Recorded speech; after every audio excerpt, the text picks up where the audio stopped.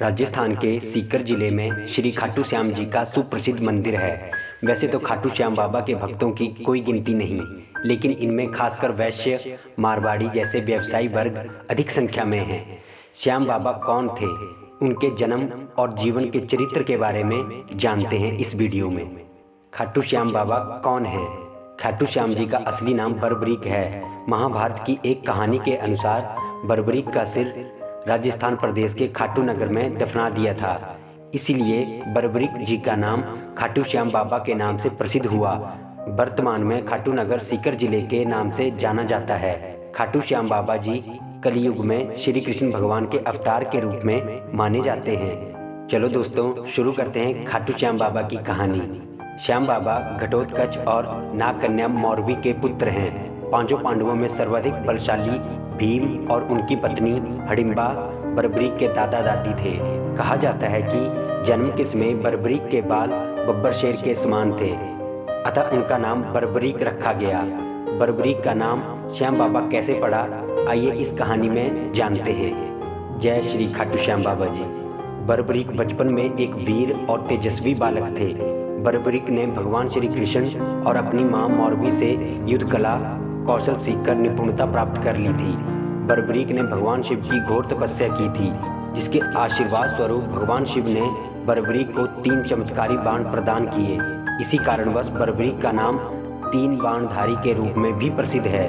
भगवान अग्निदेव ने बर्बरीक को एक दिव्य धनुष दिया था, जिसे वो तीनों लोकों पर विजय प्राप्त करने में समर्थ थे।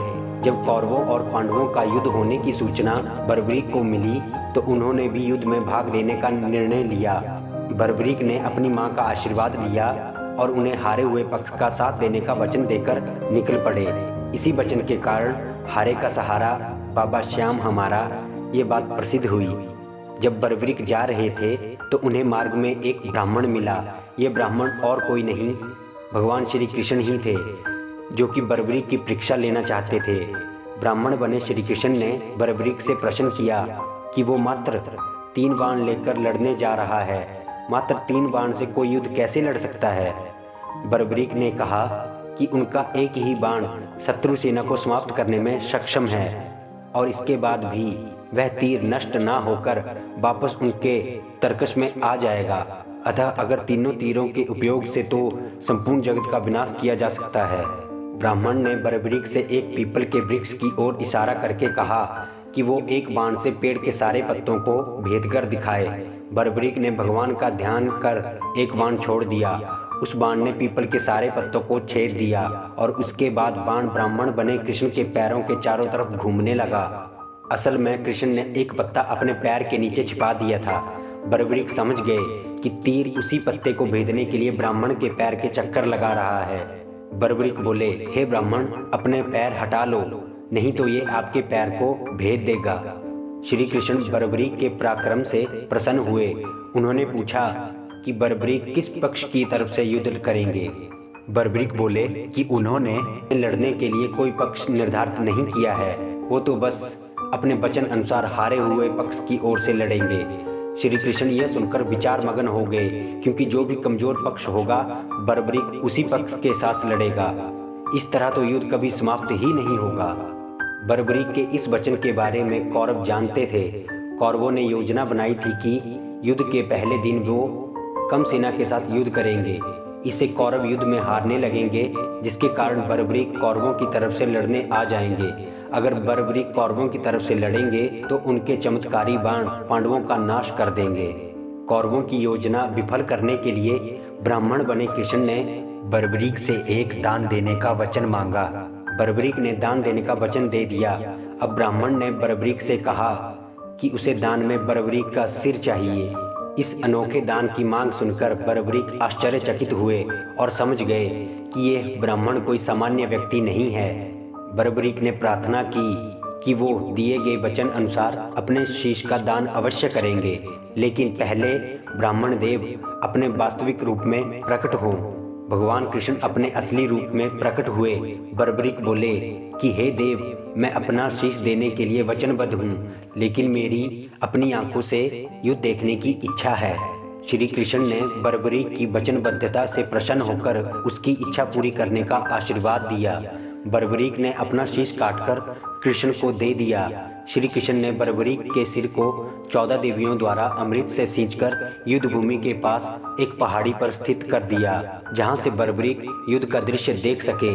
इसके पश्चात कृष्ण ने बर्बरीक के धड़ का शास्त्रोक्त विधि से अंतिम संस्कार कर दिया। महाभारत का महान युद्ध समाप्त हुआ और पांडव विजय हुए। विजय के बाद पांडवों में यह बहस होने लगी कि इस विजय का श्रेय किस योद्धा को जाता है। श्री कृष्ण ने कहा, चूंकि बर्बरीक इस युद्ध के साक्षी रहे हैं, अतः इस प्रश्न का उत्तर उन्हीं से जानना चाहिए। तब परमवीर बर्बरीक ने कहा कि इस युद्ध की विजय का श्रेय एकमात्र श्री कृष्ण को जाता है, क्योंकि यह सब कुछ श्री कृष्ण की उत्कृष्ट युद्ध नीति के कारण ही संभव हुआ है। विजय के पीछे सब कुछ श्री कृष्ण की ही माया थी। मुझे तो हर तरफ श्री कृष्ण ही श्री कृष्ण नजर आ रहे थे। बर्बरीक के इस सत्य वचन से देवताओं ने बर्बरीक पर पुष्पों की वर्षा की और उनके गुणगान गाने लगे। श्री कृष्ण वीर बर्बरीक की महानता से अति प्रसन्न हुए और उन्होंने कहा, हे वीर बर्बरीक, आप महान हैं। मेरा आशीर्वाद स्वरूप आज से आप मेरे नाम श्याम से प्रसिद्ध होंगे। कलयुग में आप कृष्ण अवतार रूप में पूजे जाएंगे और अपने भक्तों के मनोरथ पूर्ण करेंगे। हे बर्बरीक, कलयुग में तुम्हारी इतनी शक्ति होगी कि जिसके भाग्य में मैंने अगर कोई दुख भी लिख दिया होगा तो वो तुम्हारी चौखट पर आकर अपने कष्टों से मुक्ति मांगेगा, तो तुम मेरा लिखा हुआ भी बदल पाओगे। भगवान श्री कृष्ण का वचन सिद्ध हुआ और आज हम देखते भी हैं कि भगवान श्री खाटू श्याम बाबा जी अपने भक्तों पर निरंतर अपनी कृपा बनाए रखते हैं। बाबा श्याम अपने वचन अनुसार हारे का सहारा बनते हैं।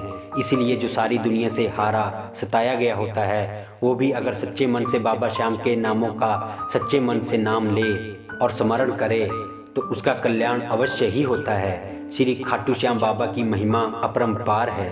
जब बर्बरीक के मस्तक ने संपूर्ण महाभारत का युद्ध देखा एवं युद्ध के निर्णायक भी रहे, युद्ध के बाद महाबली बर्बरीक कृष्ण से आशीर्वाद लेकर अंतर्ध्यान हो गए।